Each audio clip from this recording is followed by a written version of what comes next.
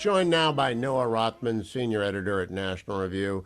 Noah, you are too young to have suffered through repeated plays of MacArthur Park on the radio. Have you ever heard it before? I have, but it's a distant memory.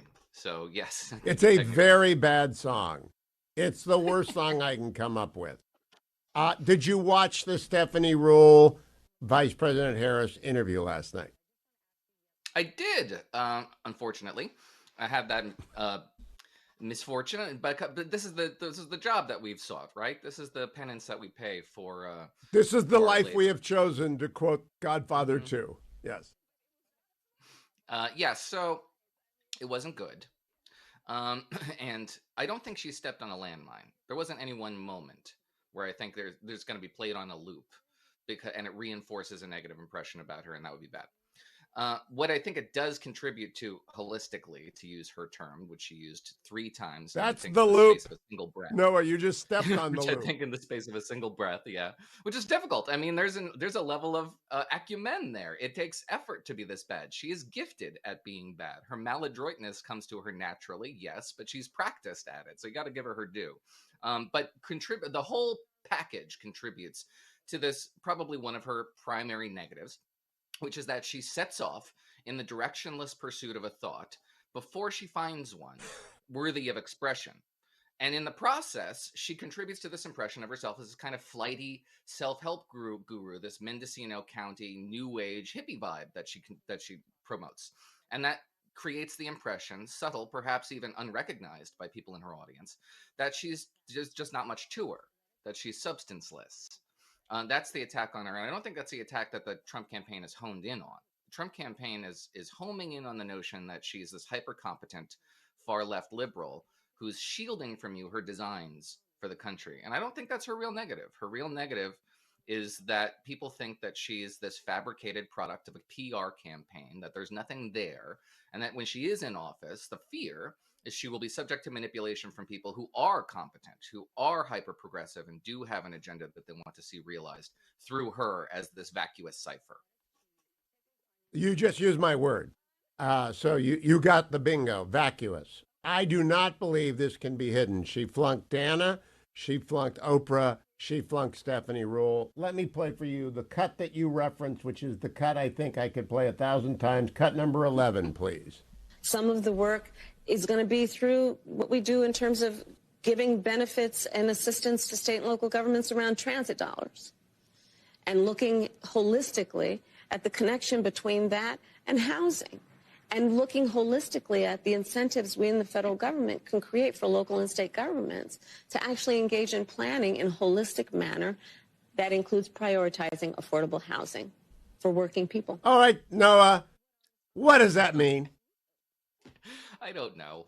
I don't think she knows. Which is a great. I mean, that is what Donald Trump. That's what killed Joe Biden on the stage with Donald Trump, where he says, I don't know what he's saying. I don't think he knows what he's saying, and it's true. She's just sort of grasping about at straws, trying to find a thought, and then when she does find one, and she usually does, she kind of ends strong, but she starts off horrible.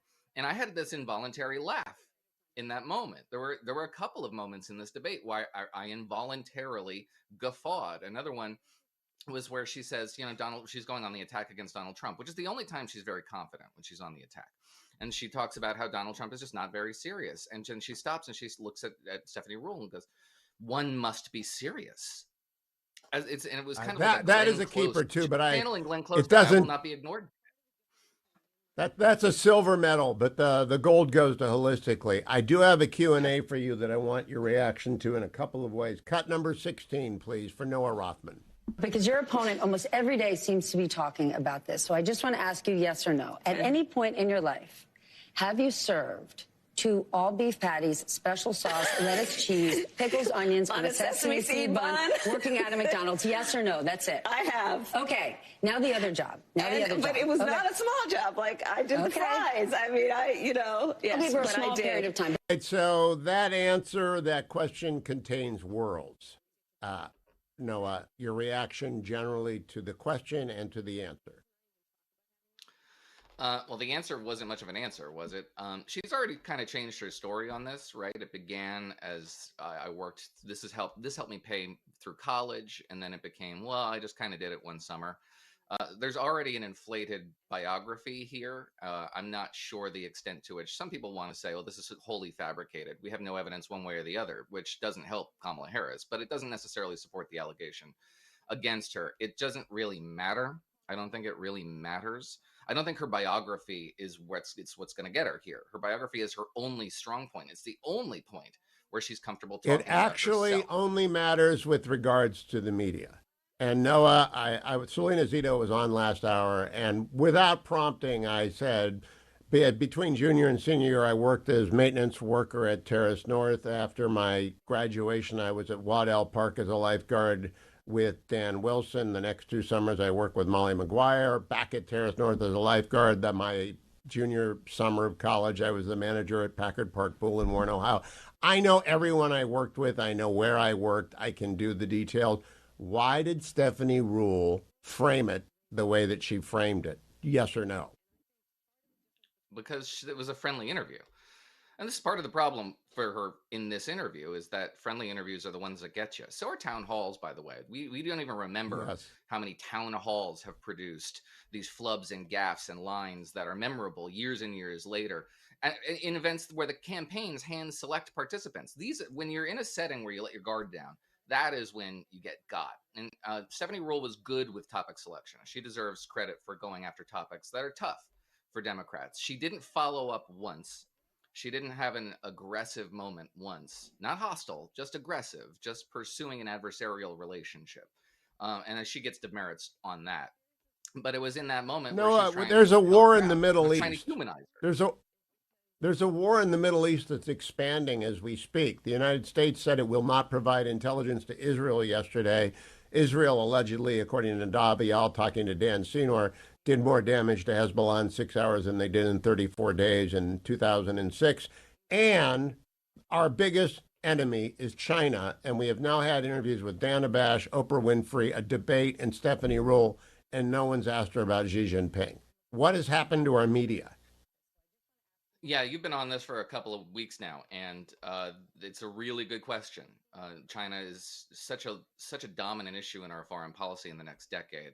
The fact that it has not played a prominent role in this campaign at this late date is very disturbing. And I think your concerns about the nature of foreign holdings being an element in question making is valid. We should pursue it. When it comes just briefly on the Lebanon intelligence sharing issue, I'm disturbed and frustrated by it.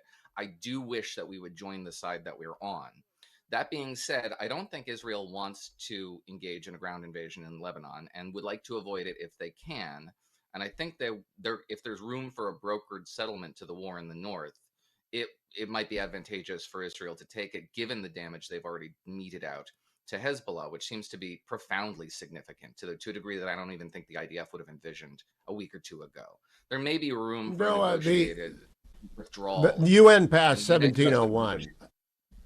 The Security Council pushed UN Resolution 1701 in 2006. It was very clear Hezbollah had to withdraw behind the Litani River, which is, I believe, 20 kilometers away from Israel's northern border. It has not done so. Why are we calling for a ceasefire instead of compliance with 1701, and then we will oblige Israel to stop? Well, the first thing we should think about is 1701 is why is it not being observed? Why are UN peacekeepers not the only armed force south of Litani? Because the United Nations is a worthless institution from the United Nations Security Council on down. The Biden administration, Joe Biden floated the idea of adulterating the UNSC, which is the only body in the United Nations that reflects hard power realities in the world, which makes it the only valuable institution, small letters, valuable institution in the United Nations rubric. But even here, you have an example of how the UNSC doesn't follow through, has no bearing, no relevance to parties on the ground where it's intermediating these conflicts. So 1701 is as good as the paper it's written on. You could say that of so many UNSCs. They exist as a rhetorical device. It's just to say, well, there's this flimsy backing for this thing that is backed by American hard power anyway, or some other foreign force's hard power anyway.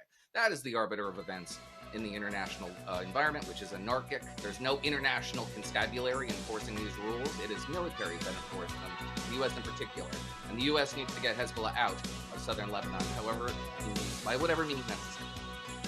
I agree, Noah, and if you're not sharing intelligence with Israel, you're helping Hezbollah. It is that simple. Noah Rothman, follow him on X at Noah C. Rothman, read him at National Review, hear him occasionally on the Editors and the Commentary podcast, and here each week. Thank you, Noah. I'll be right back. America, stay tuned.